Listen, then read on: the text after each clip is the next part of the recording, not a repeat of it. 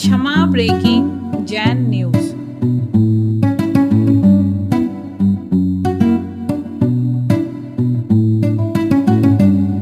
चतुर्मास आज पूरा हो गया। अब कोई गारंटी नहीं है। आचार्य भगवान के आशीर्वाद से, आचार्य भगवान की अनुपस्थिति में ये पहला चातुर्मास हुआ। कुछ वर्ष समय से अगर महाराज जी का तो आशीर्वाद है, लेकिन आज विशेष रूप से गुरुदेव की बहुत याद आ रही है। जब भी चातुर्मास गुरुदेव से पृथक हुआ, भले ही हम लोग आचार्य भगवान के चरणों से दूर रहते थे, पर अंतरंग में ये विश्वास हमेशा रहता था, आचार्य भगवान वहीं बैठ कर के अपना आशीर्वाद दे रहे। न केवल आशीर्वाद देते थे गुरुदेव, बल्कि बार बार बीच बीच में जानकारी भी लेते रहते थे, क्या चल रहा है और क्या नहीं चल रहा है। गुरुदेव की अनुकंपा बहुत रही है। आज हमारे साथ गुरुदेव नहीं हैं, पर उनके संकेत हमारे साथ हैं। गुरुदेव की महिमा जितनी गाई जाए उतनी ही कम होती है, क्योंकि गुरुदेव ने जो दिया है वो दुनिया में कोई नहीं दे सकता। अपनी सबकी यात्रा अनादिकालीन चली आ रही है। ये भटकन आज तक समाप्त नहीं हुई। उसका मूल कारण शायद ऐसे गुरु हमें, ऐसे प्रेरक निमित्त हमें आज तक मिले नहीं। कहा यही जाता है, ये हुंडा अवसर्पणी काल है, पंचम काल है, और इस हुंडा अवसर्पणी पंचम काल में जो भी जन्म लेता है वो पुण्यात्मा तो होता नहीं। यदि पुण्यात्मा होता तो इस भरत क्षेत्र में जन्म नहीं लेता, वह तो विदेह क्षेत्र में पैदा हो जाता। एक संस्मरण आज आचार्य भगवान का याद आ रहा है। आचार्य भगवान कहते थे कि भले ही हमें साक्षात तीर्थंकर भगवान का समवसरण नहीं मिल रहा है, रिद्धिधारी मुनिराज के दर्शन नहीं मिल रहे हैं, लेकिन जो मिल रहा है वह भी कम नहीं। जब किसी व्यक्ति ने आचार्य भगवान से पूछा कि आचार्य भगवान, पंचम काल में तो पुण्यात्मा पैदा होते ही नहीं, सारे जीव हीन पुण्य को लेकर के पैदा होते हैं, यदि होते भी हैं, और वह भी हुंडा अवसर्पणी पंचम काल, पर हम कैसे मान लें? हम तो ये मानते हैं कि हम बड़े पुण्यात्मा हैं, चूंकि हमें आप जैसे गुरुदेव मिले हैं। भले ही पंचम काल में वे रिद्धि संपन्न मुनिराज तीर्थंकर भगवान नहीं मिले हैं, पर आप जैसे गुरु मिले हैं, तो क्या कम पुण्य है? तो आचार्य भगवान ने एक उदाहरण दिया था, कभी कभी कबाड़ी की दुकान में भी अच्छी वस्तु मिल जाती है। हाँ, कभी कभी कबाड़ी की दुकान में भी कीमती वस्तु मिल जाती है। इसलिए हम सबका पुण्य है कि पंचम काल तो उस कबाड़ी की दुकान की भांति है, पर इतना भी हीन भी पुण्य नहीं है। हाँ, गुरुदेव से अधिक पुण्यशाली हम और आप रहे कि नहीं?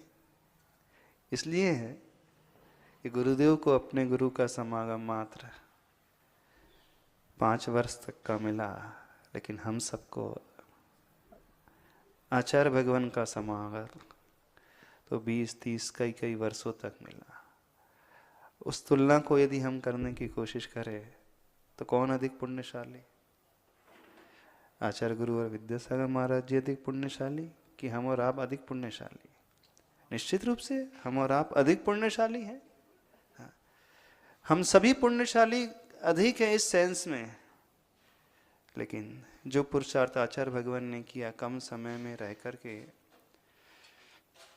जो शिक्षण आचार्य भगवान ने ग्रहण कर ली, जो साधना उन्होंने करके दिखाई, जो साहित्य का सृजन उन्होंने किया, जो प्रभावना का कार्य उन्होंने किया, जो आत्मकल्याण का कार्य उन्होंने किया, कम समय में भी बहुत अधिक, कम गुरु के समागम को पाकर के भी बहुत अधिक स्व और पर के लिए, सबके लिए दिया है। उस दृष्टि से गुरुदेव का पुरुषार्थ बहुत बहुत बहुत अप्रतिम है और हम सब का पुरुषार्थ उसमें बहुत कमी है। तो जब ऐसे गुरु मिले हैं, अथवा अभी भी भले ही वो साक्षात नहीं है पर भावों से तो हमारे साथ ही है, कोशिश हम सब यही करें कि उनका सपना हमारा सपना हो जाए।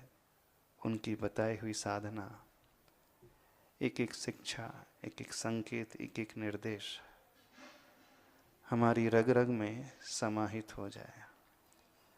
जब गुरु की प्रत्येक संकेत हमारी रग में समाहित हो जाते हैं, फिर हम थोड़ा कुछ कह सकते हैं कि गुरु जी ने जो हम पर विश्वास दिखाया था, उस विश्वास पर हम थोड़े खरे उतर रहे हैं।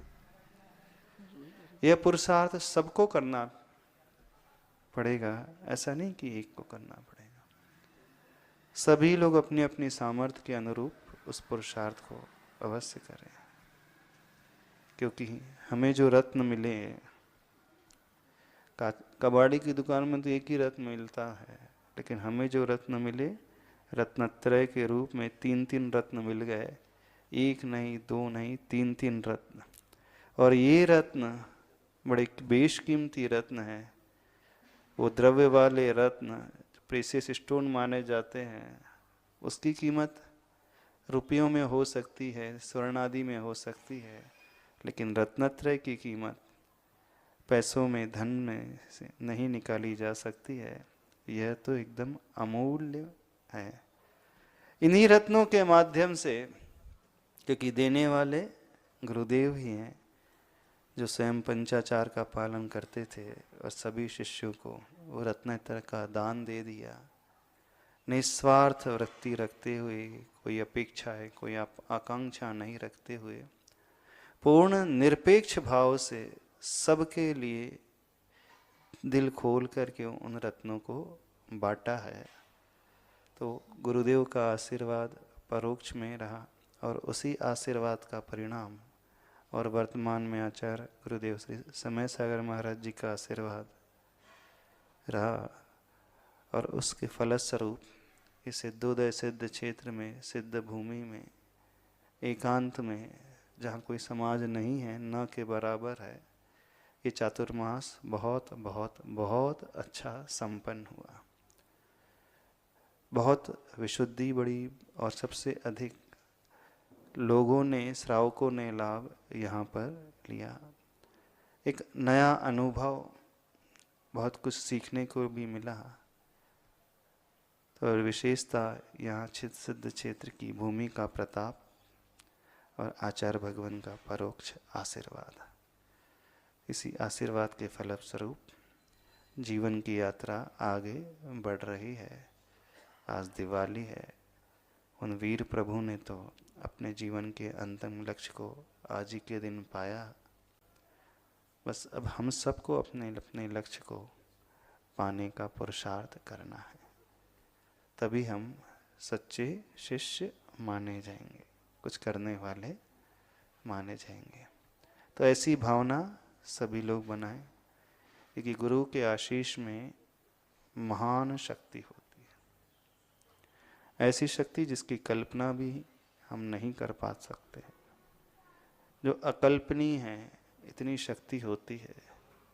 बस उस शक्ति को हम अपने जीवन में प्रयोग में लाना सीखें। वे तो बांट ही रहे हैं।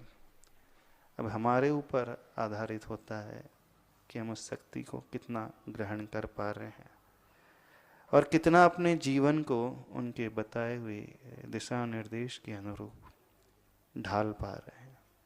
क्योंकि अंततोगत्वा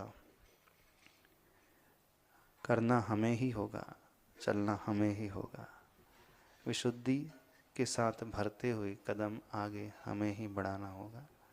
तो हर एक व्यक्ति उस दृष्टि को ध्यान में रखते हुए सही दिशा में कदम बढ़ाए और उस दशा तक पहुँचे जो अंतिम लक्ष्य होता है अथवा होना चाहिए। आज इस दीपावली के दिन वीर निर्वाण संवत 2551, ऐसे ही ना, 2551 वर्ष महावीर प्रभु को मोक्ष गए हो चुके हैं एक मत के अनुसार, और दूसरे मत के अनुसार लगभग 18,500 वर्ष हो चुके हैं। और एक तीसरा भी मत है, 14,000 से 16,000 के बीच का काल माना जाता है वीर प्रभु को मोक्ष गए। तीनों ही मत शास्त्रों में मिलते हैं और वर्तमान की परिस्थिति को देख करके तो ऐसा लगता है जिस हिसाब से पतन हो रहा है आज की युवा पीढ़ी का, धर्म का, भोग प्रधान दृष्टि को ध्यान में रखते हुए लोग भाग रहे हैं, सिर्फ अपने अपने शरीर के लिए जी रहे हैं। किसी को आत्मा की चिंता नहीं, किसी को कोई संस्कारों की चिंता नहीं। उसे देख कर के तो ऐसा प्रतीत होता है 18,500 वर्ष हो चुके हैं, लगभग 2,500 के आसपास ही वर्ष बाकी हैं पंचम काल को समाप्त होने में। चाहे दोनों में से कोई भी मत हो, क्योंकि ऐसा हम नहीं कह सकते कि यही मत सही है। भले ही प्रचलन में यही मत आता है 2,551 वर्ष 2,500 वर्ष हुए हैं, फिर भी हम अन्य मत को नकार नहीं कर सकते, क्योंकि यह आचार्यों की वाणी है, शास्त्रों में लिखा है।